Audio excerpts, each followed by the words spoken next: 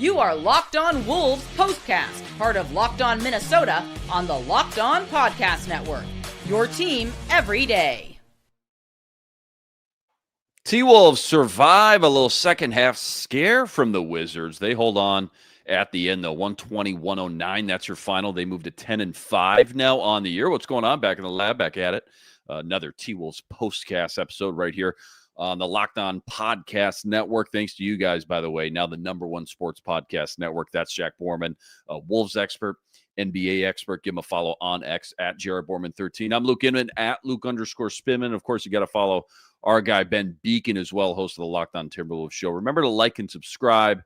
And again, you can always find all the video on the Locked On Wolves YouTube channel and, of course, all the audio wherever you find your podcast. Lots to get into, Jack. Player of the game, I want to hand out that one. Plus, I want to ask you, who fudged up the most and let Washington back into this thing in the second half? But first, just off the top, like we always do, no J-Mac tonight. Jaden McDaniels out with a wrist in his 5th longest active streak in the NBA. That would be snapped tonight, 157 games. So didn't look like it was going to matter, at least not in the first half. Wolves go up as many as 27. They're up 25 at halftime, but Wizards chip away. We'll get into that a little bit more. They trimmed that lead down to 5, had a sweat in there for a minute, 5-6 minutes left in the game, but Wolves flip on that switch, man, back in those final 4 or 5 minutes, let's say. They pull away, and Jack just continued to take care of business against these sub-500 teams.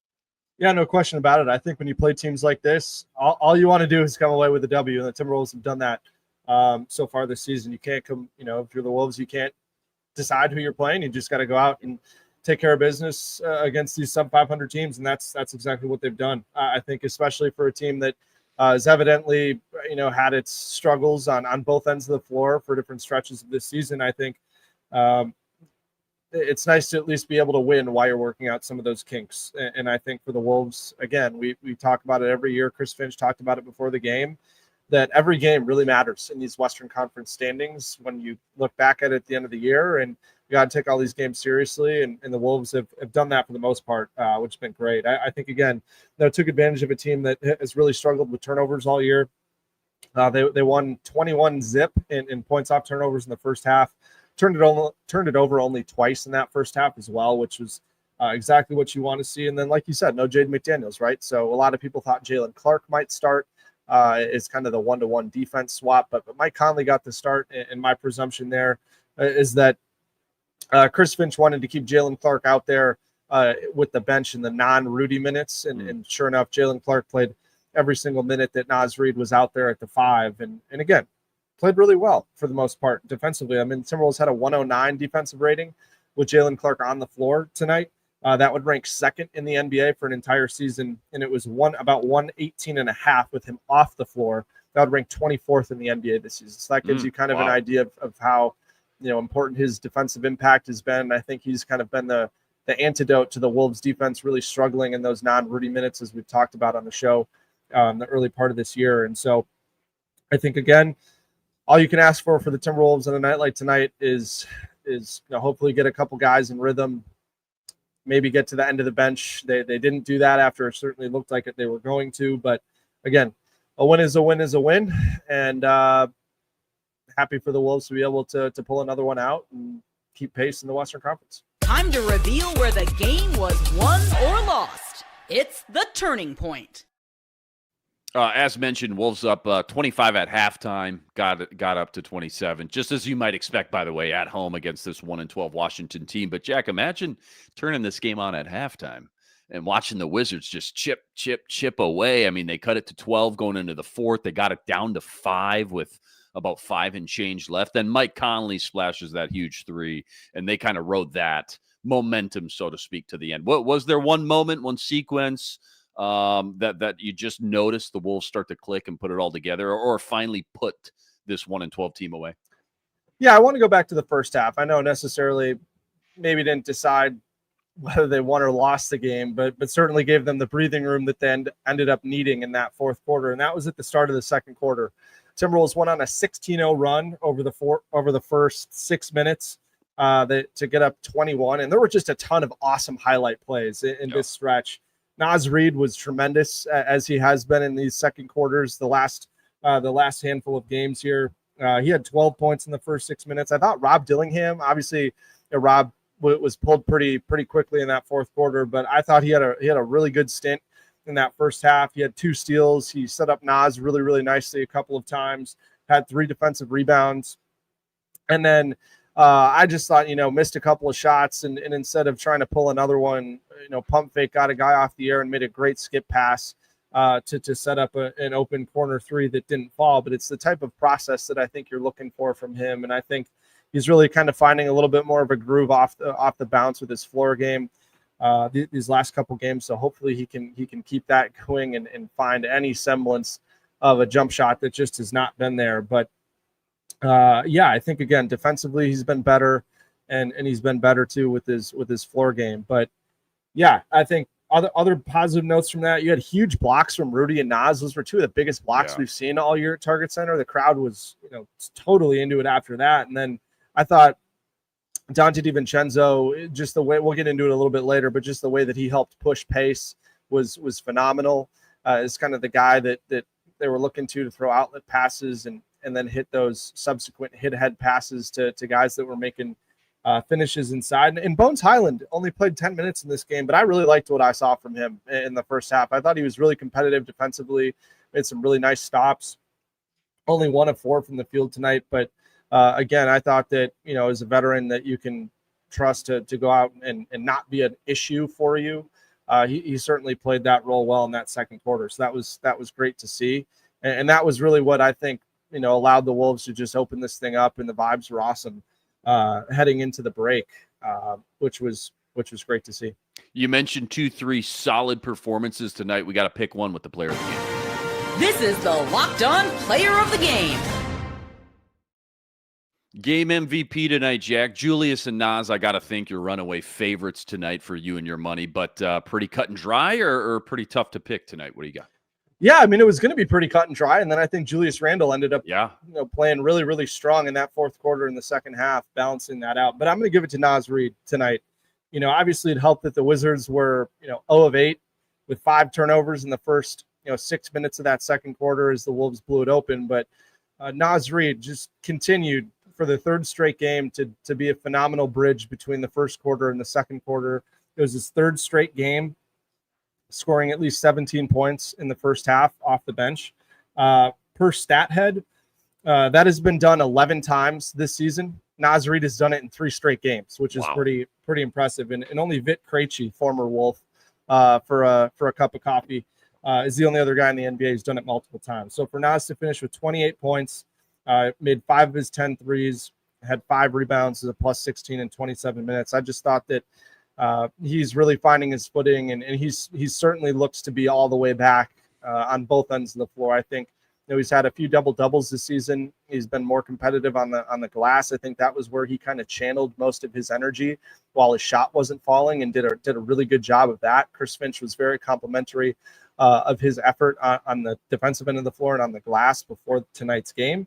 And then for him to continue to get up threes in droves and knock a lot of them down, I think has been really important. The Wolves have been averaging much closer to 40 threes a night, which is right where they were last season, near the top of the NBA since Anthony Edwards came back, and kind of coinciding with that, Nas Reed has really found his shot and been a high volume 3-point guy, which has been super important for the Wolves. And I think something that can't necessarily be underrated too, that the box score doesn't tell, is that when Nas Reed gets it going, Target Center is just all the way into the game. Yeah. And I think that kind of gives credence to the Wolves playing at a faster pace. And Nas Reed tends to be a guy that can just be a tidal wave of positive energy and good momentum plays when the Wolves play at a much faster pace. So tremendous game for Nas, 3rd game in a row that he's been really strong, and certainly looks the part of the 6th man of the year that the Timberwolves have really needed him to be, as everyone else kind of settles into things offensively.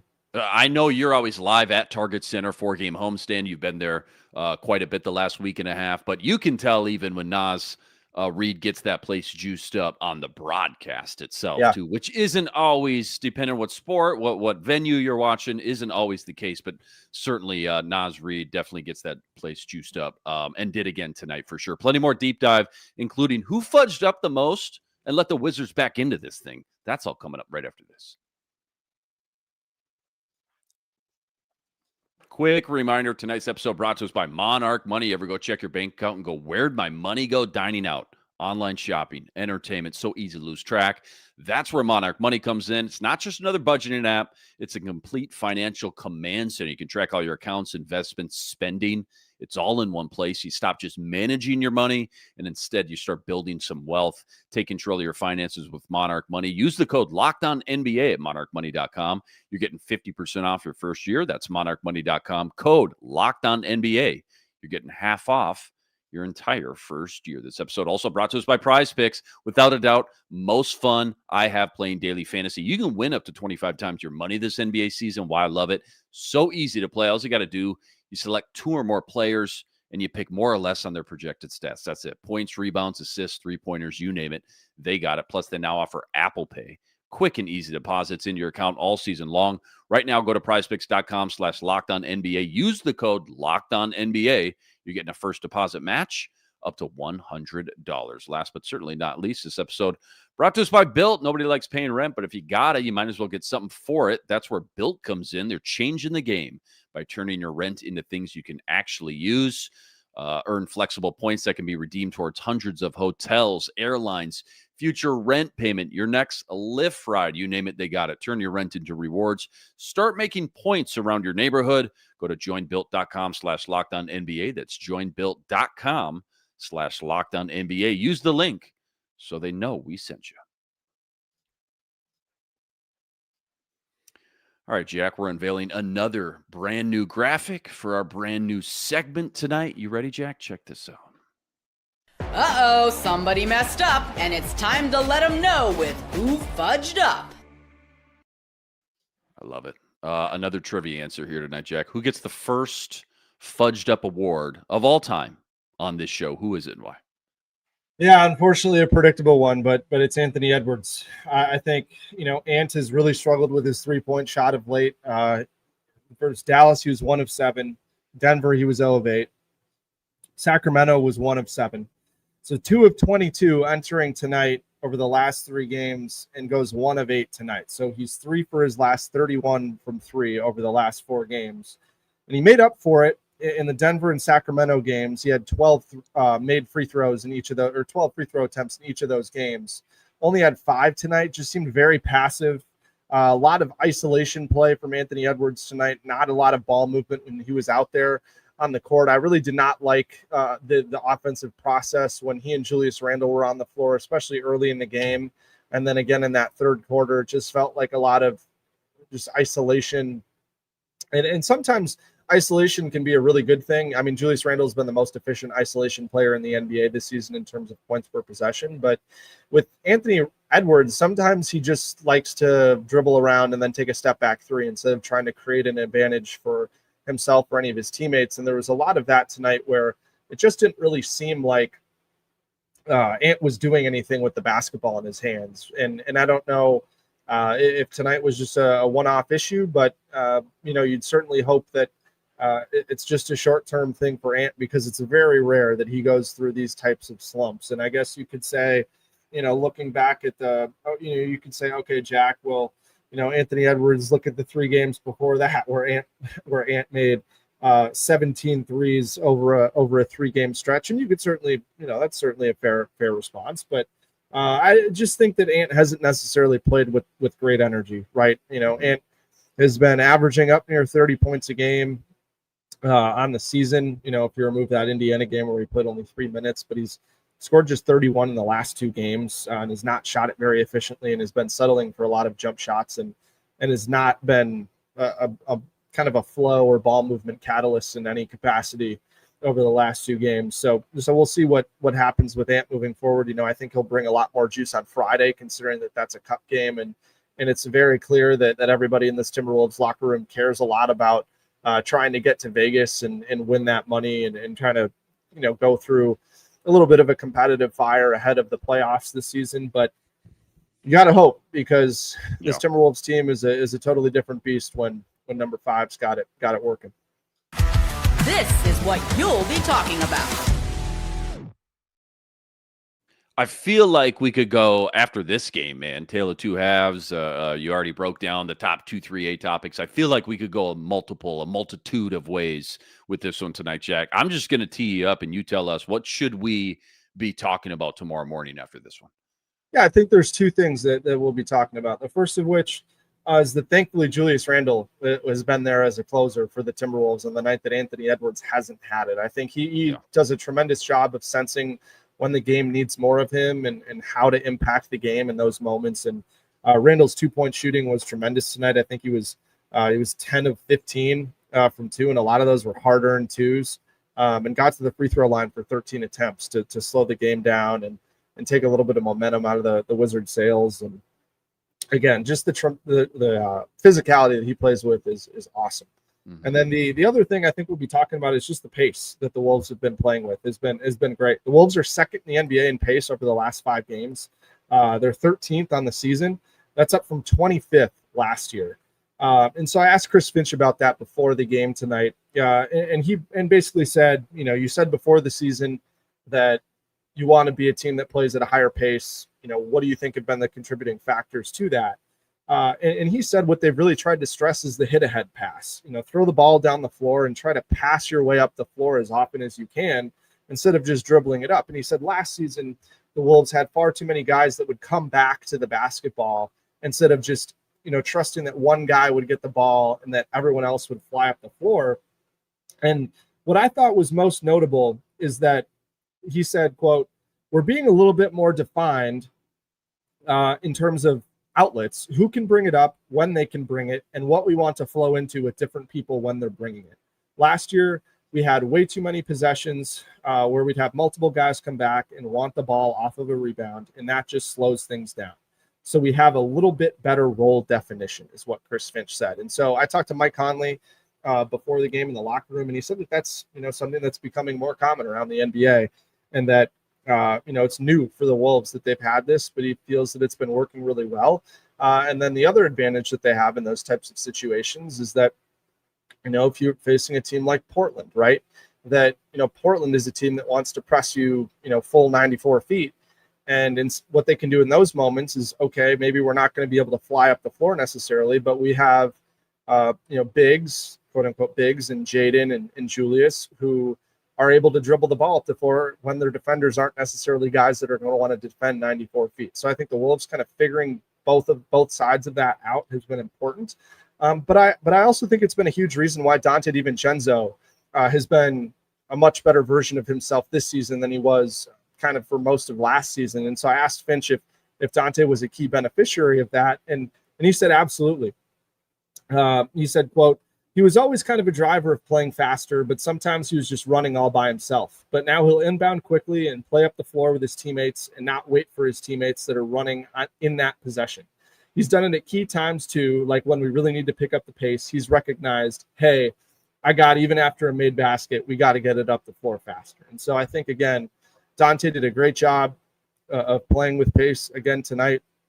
It's been really evident on this homestand, and I thought he was a really solid contributor again tonight.